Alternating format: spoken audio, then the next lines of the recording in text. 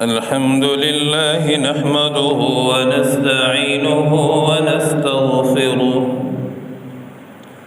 ونؤمن به ونتوكل عليه ونعوذ بالله من شرور أنفسنا ومن سيئات أعمالنا من يهده الله فلا مضل له ومن يضلله فلا هادي له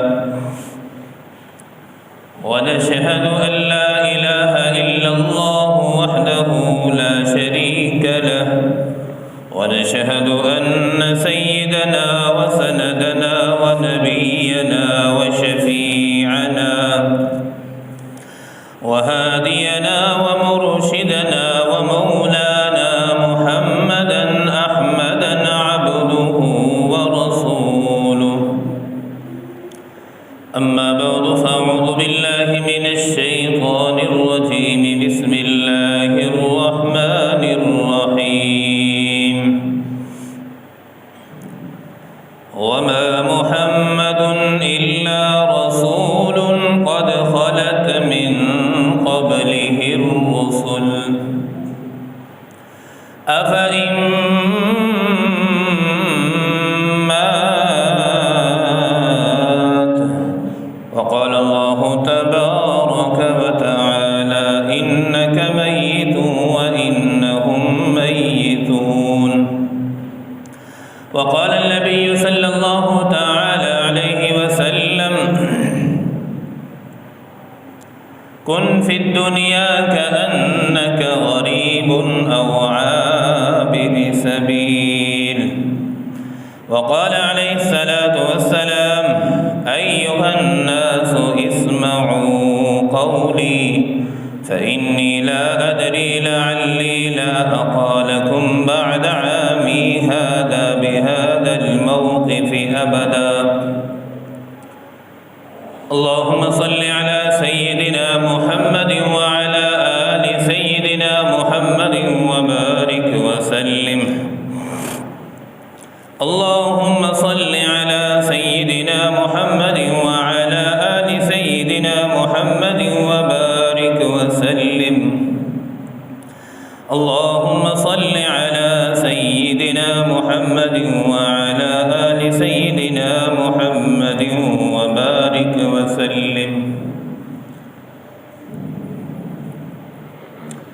گزشتہ کئی جمعوں سے سیرت طیبہ صلی اللہ علیہ وسلم کی حالات زندگی پر بچپن، جوانی، شباب، حج کی مجلس میں حضور صلی اللہ علیہ وسلم کا دنیا سے آخرت کی طرف جو سفر ہے اس پر کچھ بات عرض کروں گا۔ اللہ رب العزت کا یہ قانون ہے، قرآن مجید میں اللہ تعالیٰ نے فرمایا خلق الموت والحیات لیبلوکم ایکم احسن عملا۔ جس کو بھی اللہ نے زندگی دی ہے اس کے لیے موت لازمی ہے، یہ زندگی موت کا مقدمہ ہے۔ قرآن مجید میں اللہ نے پہلے موت کو مقدم کیا، تذکرہ فرمایا کہ خلق الموت والحیات، موت اور حیات اللہ نے پیدا کیے ہیں، تو موت کو اللہ تعالیٰ پہلے لے کر آئے ہیں۔ تو جو آدمی پیدا ہوتا ہے اس کے لیے موت لازمی ہے، اس نے مرنا ہے۔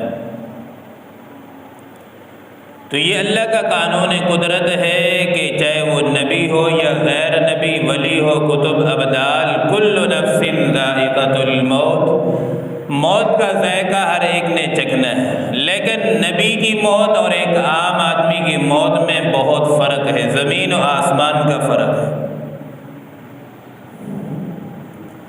یوں تو آپ صلی اللہ علیہ وسلم کا ہر ایک لمحہ حیات امت کے لیے مشعل راہ ہے،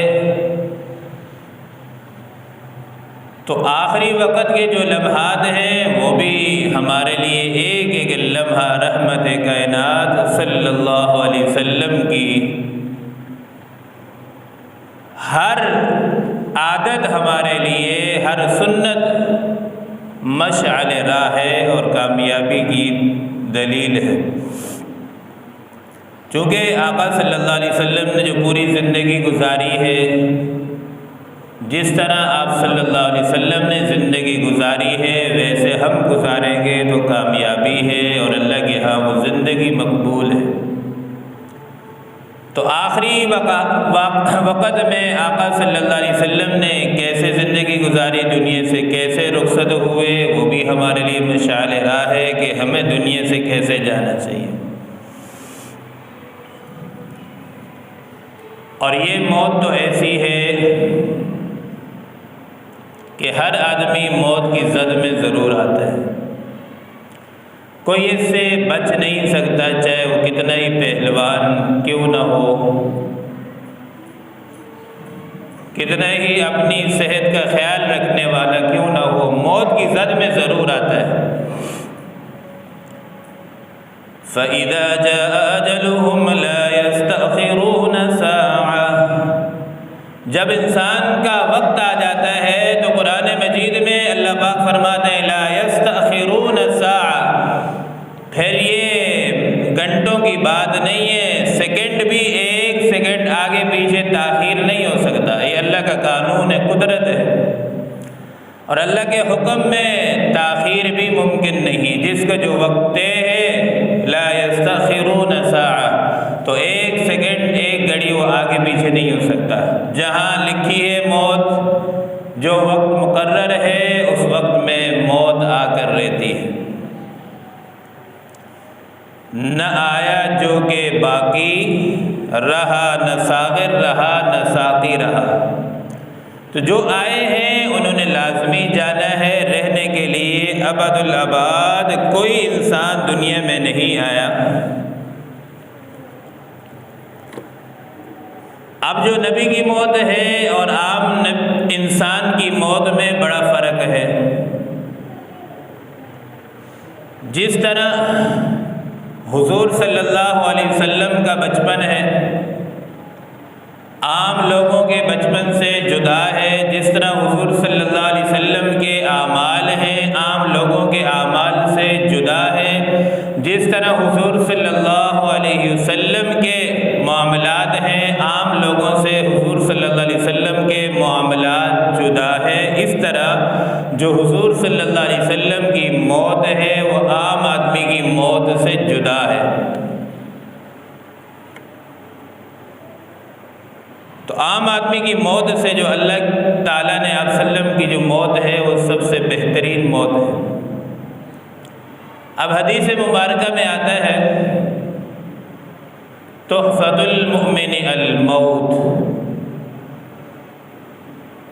فاسق و فاجر آدمی موت سے گھبراتا ہے، کیونکہ موت ایسی چیز ہے جو انسان کو اپنے رب سے ملاقات کرواتی ہے۔ اب حدیث مبارکہ میں جو فرمایا گیا نا تحفۃ المؤمن الموت، مومن کے لیے موت تو تحفہ ہے۔ یہ تحفہ کیسے ہے؟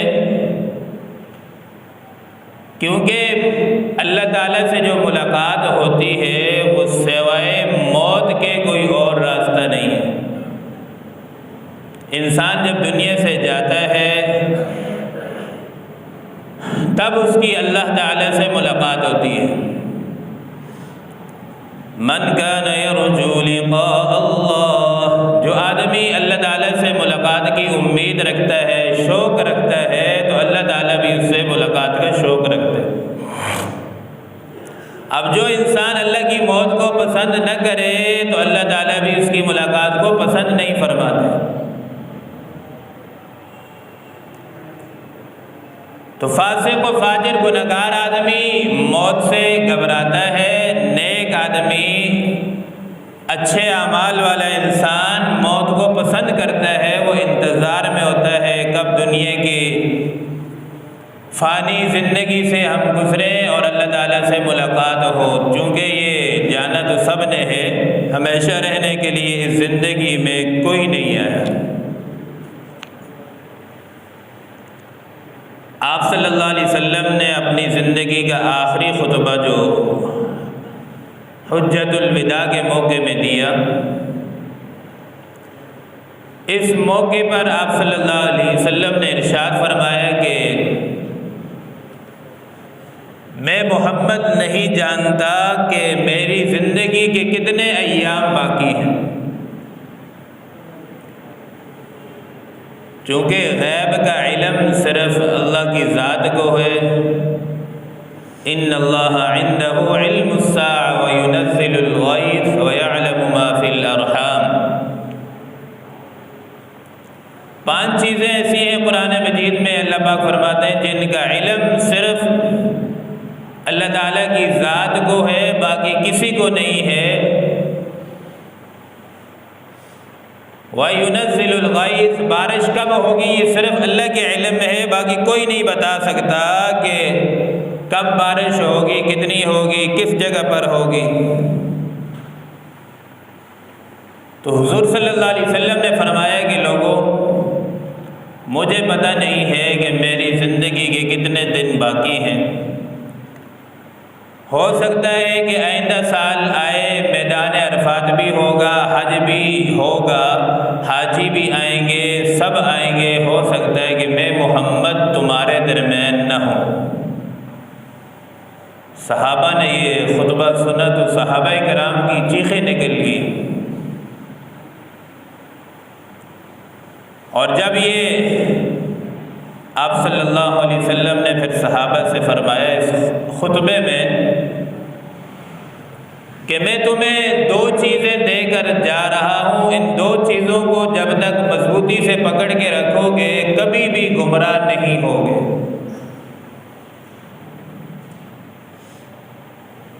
اور وہ 2 چیزیں کیا تھی؟ قرآن و سنت۔ آپ صلی اللہ علیہ وسلم نے صحابہ سے فرمایا کہ میرے صحابہ یہ 2 چیزیں جب تم مضبوطی سے پکڑ کے رکھو گے کبھی بھی گمراہی پر نہیں جاؤ گے، گمراہ نہیں ہوگے، راہ راست پر رہو گے۔ ایک قرآن مجید، دوسرا سنت کا راستہ، اسے مضبوطی سے پکڑ لو، کبھی گمراہ نہیں ہوگے۔ گمراہ انسان تب ہی ہوتا ہے جب قرآن و سنت کو چھوڑ دیتا ہے، رسم و رواج کو اپنا لیتا ہے، دوسرے راستے پر چلنا شروع کر دیتا ہے، تب انسان گمراہی کی طرف جاتا ہے۔ تو پیارے آقا صلی اللہ علیہ وسلم نے فرمایا کہ میرے صحابہ یہ 2 چیزیں مضبوطی سے پکڑ لو، انشاءاللہ کبھی گمراہی کی طرف نہیں جاؤ گے۔ پھر اس میدان عرفات میں رسول اللہ صلی اللہ علیہ وسلم نے فرمایا کہ صحابہ سے کہ میرے صحابہ جو رب نے مجھے دین دیا ہے کیا میں نے تم تک پہنچا دیا ہے؟ سارے صحابہ نے بیک زبان ہو کر فرمایا کہ یا رسول اللہ صلی اللہ علیہ وسلم پہنچایا نہیں بلکہ آپ نے اس کا حق ادا کر دیا ہے۔ پھر پیارے محبوب صلی اللہ علیہ وسلم نے یوں شہادت کی انگلی اٹھائی، 3 مرتبہ فرمایا اللہم اشہد اللہم اشہد۔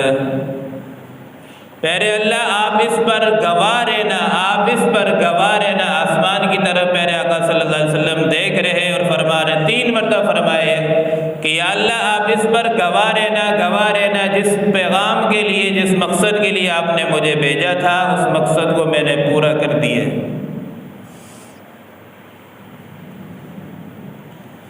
اور یہ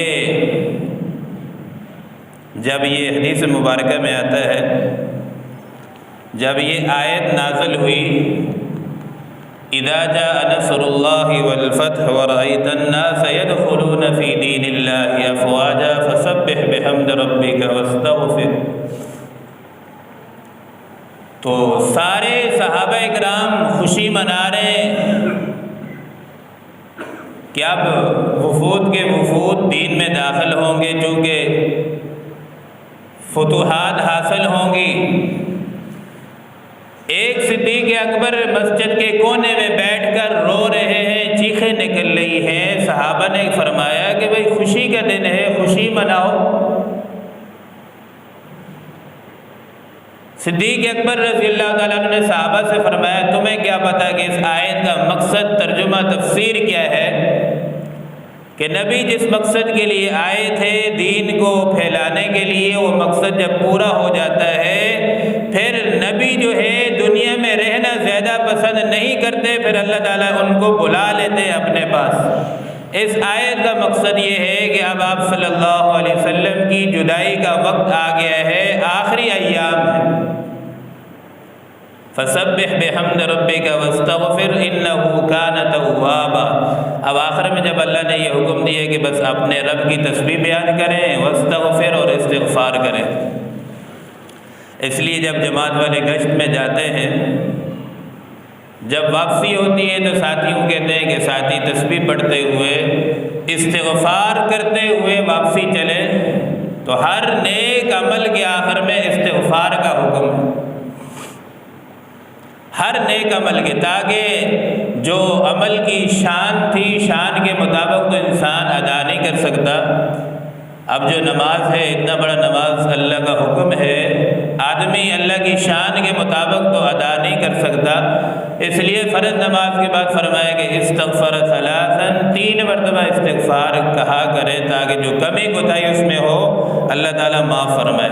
تو اسی خطبے کے دوران حضرت جبرائیل امین بھی اتر آئے اور یہ آیت لے کر آئے، الیوم اکملت لکم دینکم واتممت علیکم نعمتی ورضیت لکم الاسلام دینا۔ اب یہ قرآن مجید کی جو یہ آیت تھی، الیوم اکملت لکم دینکم واتممت علیکم نعمتی، یہ وحی اور قرآن مجید کی آخری آیت تھی۔ اس کے بعد حضور صلی اللہ علیہ وسلم پر کوئی وحی نازل نہیں ہوئی، کوئی آیت نہیں اتری۔ اس میدان عرفات میں جبرائیل علیہ السلام لے کر آئے، فرمایا الیوم اکملت لکم دینکم واتممت علیکم نعمتی ورضیت لکم الاسلام دینا، کہ میرے محبوب دین ہم نے آپ پر مکمل کر دیا ہے، اور جو نعمتیں دینی تھی وہ ساری نعمتیں مکمل کر دی ہیں، اب اس کے بعد کوئی دین نیا نہیں آ سکتا۔ اب یہ جو خطبہ تھا، آخری خطبہ، اس کے بعد حضور صلی اللہ علیہ وسلم کی طبیعت خراب ہوتی چلی گئی، اور یہ آخری خطبہ تھا، آخری سال تھا حج کا۔ اس کے بعد جو آئندہ سال کا حج ہے اس میں آپ صلی اللہ علیہ وسلم دنیا میں نہیں تھے۔ سفر کا آخری ہفتہ تھا، آپ صلی اللہ علیہ وسلم کو بخار شدید ہوا۔ ربیع الاول کے مہینے میں، چونکہ ذی الحج میں تو خطبہ حج تھا، حج کا سال تھا، اس کے بعد سفر کا آخری مہینہ، آخری ہفتے میں آپ صلی اللہ علیہ وسلم کی طبیعت زیادہ خراب ہونا شروع ہوئی۔ اسی سفر کی واپسی میں ایک یہودی عورت نے نبی کریم صلی اللہ علیہ وسلم کو دعوت دی کھانے کی۔ اس کھانے میں اس نے بکرے کے گوشت میں زہر ملا کر آپ صلی اللہ علیہ وسلم کو دیا۔ اس میں ایک روایت یہ آتی کہ آپ صلی اللہ علیہ وسلم نے وہ گوشت کھا لیا، جیسے لقمہ چبایا تو پتہ چل گیا کہ زہر ملا ہوا۔ تو ایک روایت یہ آتی کہ آپ صلی اللہ علیہ وسلم نے فوراً اس کو تھوک دیا، اور ایک روایت یہ آتی کہ آپ صلی اللہ علیہ وسلم نے کھا لیا۔ ایک روایت یہ بھی ہے کہ جو بکری کا گوشت تھا، جس لقمے میں زہر تھی، اس لقمے نے حضور صلی اللہ علیہ وسلم کو بتلا دیا کہ پیارے محبوب صلی اللہ علیہ وسلم مجھے نہ کھائیں، میرے میں زہر ملا ہوا ہے۔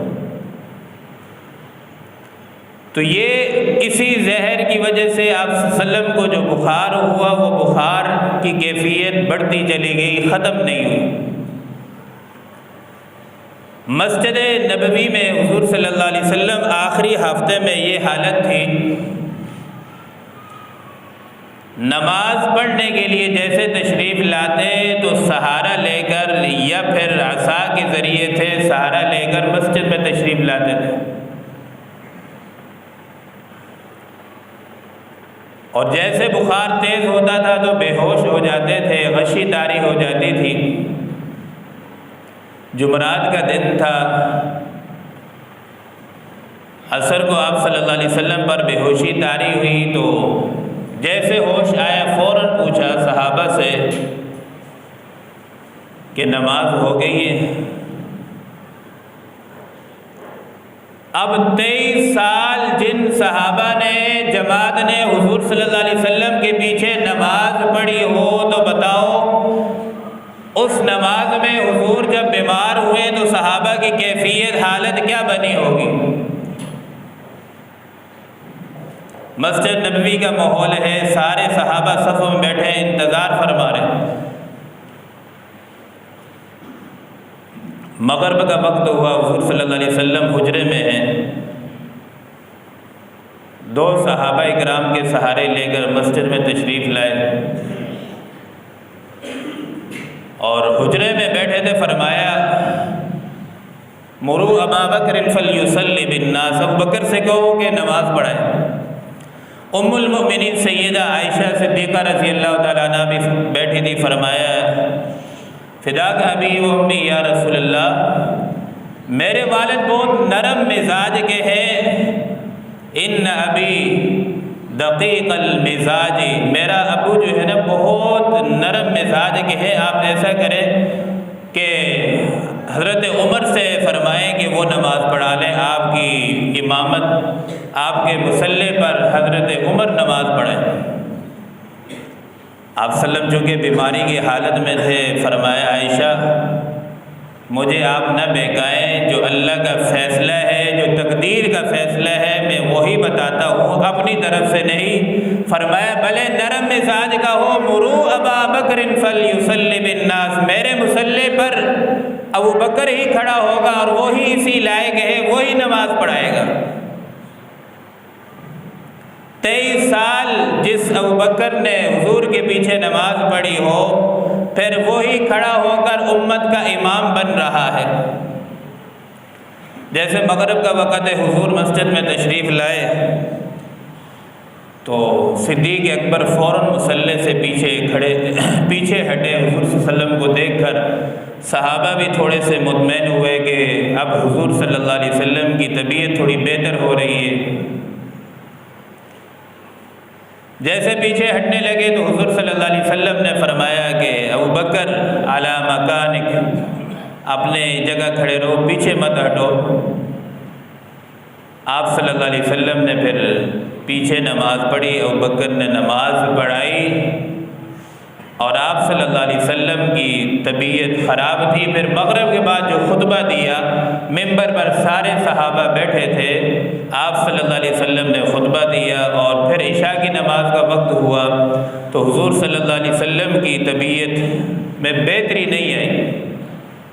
مغرب کے بعد پھر بے ہوشی کا عالم ہے، جیسے عشاء کے قریب ہوش آتا ہے تو حضور پوچھتے ہیں فوراً ہاں بھائی نماز کا وقت ہو گیا، نماز ہو گئی کہ نہیں؟ صحابہ نے فرمایا یا رسول اللہ نہیں، نماز کے لیے سارے صحابہ انتظار میں۔ اس بیماری کے حالت میں امام الانبیاء صلی اللہ علیہ وسلم جو گناہوں سے پاک ہیں، بخشے بخشائے ہیں، وہ نماز نہیں چھوڑے، نماز کی اتنی فکر ہے۔ آج یہ امت کوٹھیوں میں، بنگلوں میں، اے سی میں بیٹھ کر سارے طرح طرح کے کھانے کھا کر نماز نہیں پڑھتی، بتاؤ کتنی پوچھو۔ اس بیماری کی حالت میں حضور صلی اللہ علیہ وسلم سہارا لے کر مسجد میں آتے ہیں لیکن نماز نہیں چھوڑتے۔ اور آخری وقت میں بھی جو آپ صلی اللہ علیہ وسلم نے سب سے زیادہ تاکید اس چیز کی فرمائی ہے وہ نماز کی فرمائی ہے، الصلاۃ وما ملکت ایمانکم، نماز سب سے اہم ہے۔ جس آدمی کی زندگی میں نماز سب سے اچھی ہوگی تو اس کے سارے اعمال اچھے ہوں گے، زندگی بھی اچھی ہوگی۔ جس شخص کی نماز ٹھیک نہیں ہے تو سمجھ لیں باقی معاملات بھی اس کے ٹھیک نہیں ہوں گے، یہ تو حدیث پاک میں آتا ہے کل قیامت کے دن سب سے پہلے نماز کا حساب لیا جائے گا۔ نماز اگر مکمل پوری اور ٹھیک نکلے گی تو باقی سارے معاملات اس کے ٹھیک ہوں گے۔ نماز ٹھیک نہیں ہے تو سمجھ لے باقی معاملات اس کے گڑبڑ ہے۔ تو ضرورت اس بات کی ہے کہ ہم اپنی نمازوں کو ٹھیک کریں، نمازوں کو توجہ دیں۔ نماز جتنی اچھی ہوگی سارے معاملات اتنے اچھے ہوں گے۔ اللہ رب العزت سے دعا ہے کہ اللہ رب العزت اپنی ہمیں نماز ٹھیک کرنے کی توفیق عطا فرمائے۔ وآخر دعوانا الحمد للہ رب العالمین۔